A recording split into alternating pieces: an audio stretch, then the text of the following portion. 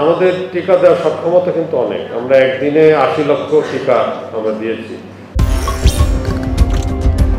আমাদের টিকা দেওয়ার সক্ষমতা কিন্তু অনেক। আমরা একদিনে ৮০ লক্ষ টিকা আমরা দিয়েছি।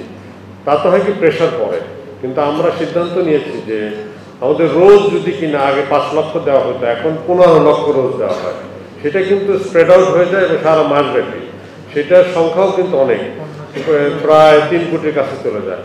এটার জন্য আমরা কমিউনিটি ক্লিনিকে ব্যবহার করছি এবং এটা কিন্তু চলমান, এবং কমিউনিটি ক্লিনিকে এই টিকাদান কর্মসূচি চলমান সবসময় থাকবে। আগামীতে এটা বন্ধ করা হবে না, যে পর্যন্ত লোক টিকা নেওয়া থাকবে সেটা আমরা ব্যবহার করব কমিউনিটি ক্লিনিক। আর অন্যান্য জায়গায় যেটা দেওয়া হচ্ছে সেটাও চলমান থাকবে। আপনারা জানেন করোনা রোগী সারা বাংলাদেশে এখন একটা হিসাবে আমি ২-৪ দিন আগে দেখেছিলাম, সেটা হলো ১,০০০-এর নিচে আছে সারা বাংলাদেশে। আর ঢাকা শহরে আছে ৪০০-র মতো, অ্যারাউন্ড 400 বা তারও নিচে আছে। এটা সব হাসপাতালে অবস্থান করছে, তারা চিকিৎসা পাচ্ছে, প্রাইভেটেও এবং গভর্নমেন্টেও।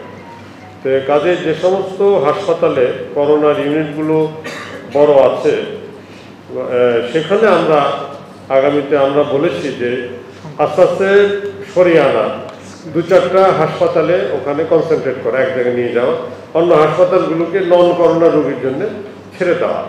যেমন ধরেন একটা আপনাকে উদাহরণস্বরূপ ধরি, গ্যাস্ট্রো লিভার, এখানে এখন আর করোনা রোগী নাই। যেমন ধরেন আই হাসপাতাল, যে ইনস্টিটিউট অফ এনআইইউ, তারপরে আমাদের নিগডো ছিল, সেখানে আর আমরা করছি না। এই ধরনের বিভিন্ন ইনস্টিটিউট থেকে আমরা সরিয়ে নিয়েছি, কারণ আর রোগী নাইও। যেখানে এখনো রোগী ফ্যাসিলিটি বেশি আছে, চিকিৎসার ব্যবস্থা ভালো আছে, আমরা সব সেখানে নিয়ে যাচ্ছি। যেমন ঢাকা মেডিকেল কলেজে ওটা থাকবে, এবং আমরা ডিএনসিসি যেটা বললেন এটাও থাকবে, এটাকে আমরা ডিসমেন্টেল করবো না। এই হাসপাতাল যেটা আমরা বানিয়েছি এটা থাকবে, আমরা এটা অন্যান্য চিকিৎসায় ব্যবহার আমরা করব। আর করোনা যখন রোগী আসবে তখন করোনা রোগী ওখানে ব্যবহার করবে, ভর্তি করবে।